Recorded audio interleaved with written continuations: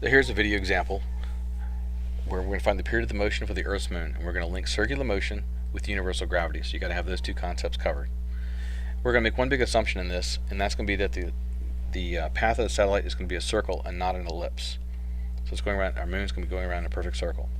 First thing to think about is, since it's going in a circle, what's the force that's called for keeping objects traveling in a circle? Well, that's going to be the centripetal force.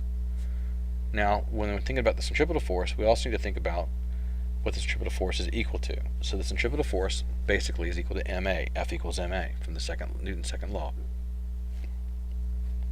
So which mass is the m? The body or the satellite, and why? Before you get too far into thinking about that answer, let's think about something similar. Let's think about a girl swinging a ball around on the end of a rope. So as she swings it around, we know the rope applies a centripetal force to the ball. So in the F equals ma force, we're using centripetal force for the ball. What do I put in for the mass? Do I put in the mass of the ball or the mass of the girl? Well, hopefully in this problem it's a little more obvious. I'm going to put the mass of the ball in because it's the ball that's going in a circle, not the girl. The same thing applies over here. It's the satellite that's going in a circle, not the body. So I'm going to put the satellite's mass in there because it's going in a circle. Alright, so now we know that every force has to have a source. You can't just state it. It's got to have some kind of source to it. So in this case, what's the source of the centripetal force? Gravity. Gravity is equal to the centripetal force. It's pulling it around. So now we have these concepts linked together.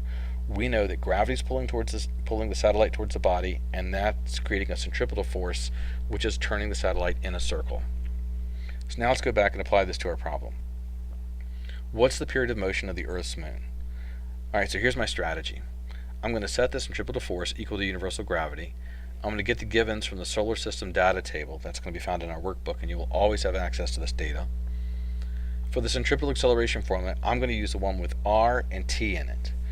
Now, I'm going to explain why in just a moment, why I chose that as opposed to the other two. And then I'm going to use algebra to solve for t. So I'm underway. Now let's list the givens.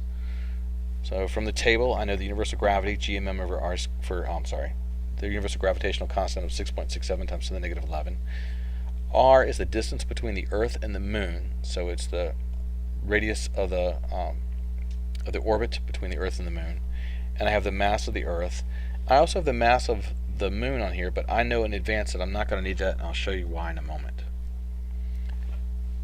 So I know this. I stated this earlier, that every force needs a source. So the centripetal force, its source is the force of gravity. So I know those two are equal to each other. And you've got to have that statement. When I'm grading this, I'm checking for that statement to make sure that you understand these two concepts are linked together. We can at least go through our motions here. Now I'm going to expand on each one and use g, mass of the Earth, times the mass of the Moon divided by r squared. And that equals 4 pi squared r over t squared times the mass of the Moon. So I put the centripetal acceleration in red just to make it stand out, because there are two other formulas I could have used. I could have used the v squared over r or the 2 pi v over t formula, but instead I chose the 4 pi squared r over t squared. So now the question is, why that formula over the other two? And the reason is pretty simple. It's asking about the period of motion, so I want something with t in it, and it's giving me r in the table. And the table always gives you these r's, so that's great. That's the r that I need. That's how I chose that formula. Since it did give me velocity, I didn't choose the velocity formula out of there. Now I'm going to look at the masses, and the mass of the Moon, or the mass of the satellite in this case, divides out.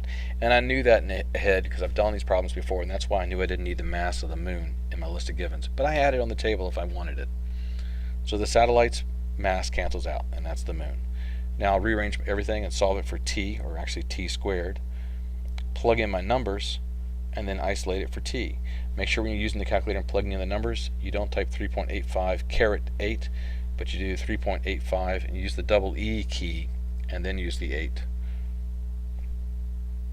And that gives me a period of motion of about 2 million seconds, which if I look at this and convert it to days, it's 27.5 days, which is pretty close to the accepted value of 27.3 days.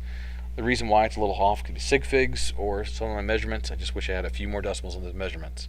It does make a difference. Finally, the piece of paper, this is what I'm looking for. I'm looking for my givens. I'm looking for that statement about the force of gravity equals centripetal force. I want to see my formulas between GMM over R squared, and then whichever centripetal formula I'm taking it, or I'm considering, numbers and units in the equation as always, and then a final answer with numbers and units. That's the minimum steps that I'm looking for full credit.